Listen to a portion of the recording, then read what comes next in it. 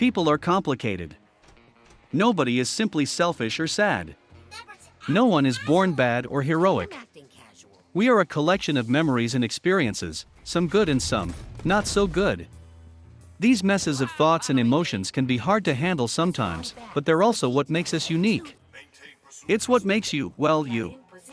Psychonauts 2, even more than the first game, truly explores all the challenging, painful, wonderful complexity we carry around inside our heads.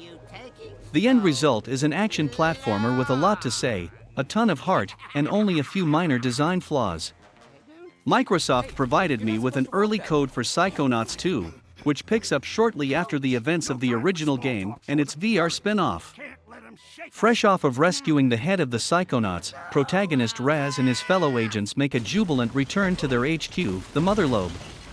However, Raz's joy is short-lived as he's soon informed that despite his displays of bravery and brilliance, he's not an actual agent yet, he's simply an intern. That's quite the demotion. Suffering this blow to your pride, you must work to track down a mole in the organization, eventually teaming up with some founding members of the group to defeat a nasty and powerful villain once thought to be dead. But circumstances, like people, are often more complicated than they seem, and while I won't spoil the narrative at all, this villain, the people connected to her, and the folks who defeated her back in the day all have their inner demons, regrets, and secrets. Raz will have to help them all if he's going to save the day. That means jumping into a lot of brains. Like the first game, this sequel lets you and Raz dive into the minds of numerous individuals, each with their own unique mental landscape. In the original game, these were some of the best and worst parts of the campaign. In the sequel, Double Fine really goes wild, leveraging the more powerful consoles of today and a decade plus of experience to craft some truly creative and amazing mental playgrounds. An early favorite is a psychedelic music festival that features a 60s-era vibe, complete with washed-out cartoony visuals and far-out jams. Oh, and all of this takes place inside the brain of someone who has been dead for decades. Complicated and weird. I don't want to spoil too many other worlds, because their varied and memorable concepts are worth discovering for yourself. But just know that almost every world, barring one or two misfires, is incredibly gorgeous, creative, and fun. All of them are larger than what was found in the first Psychonauts, featuring more collectibles and secrets to find. This is the kind of game that makes you want to go back to past levels to get everything just for the pleasure of revisiting these places. And while the individual locations are wonderfully creative and fun to explore, the sheer variety of them is also remarkable, and makes for a memorable journey.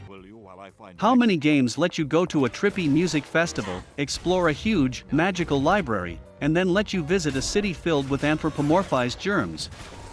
Not many, I'd suspect.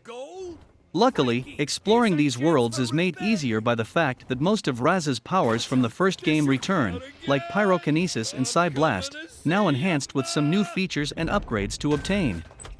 You also get some brand new abilities, including a power that lets you slow down time, and one that creates a copy of Raz that can be used to solve puzzles or distract enemies.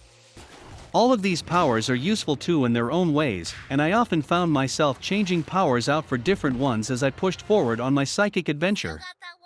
Of course, one situation in which you often unleash those nifty abilities of yours is combat. Combat in the original game wasn't much fun, thanks to some finicky control choices and a lack of enemy variety. Both of these issues are resolved in Psychonauts 2, showing off how this sequel builds and improves on the 2005 original.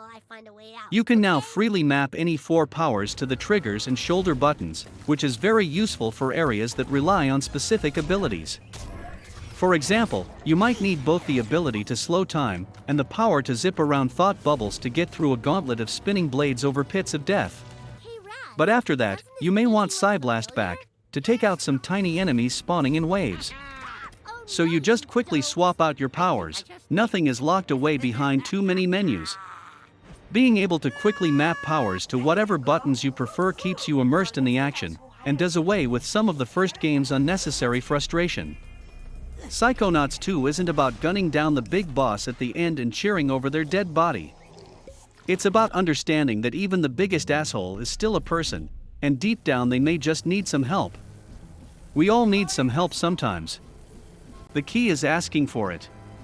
Today, in 2021, it's easy to look around and see people who seem cruel and evil, and to assume they are lost souls, not worth saving. Psychonauts 2 says otherwise. It says that everyone can change. I'm not sure I fully believe that, but I'll be damned if that's not one hell of a hopeful message.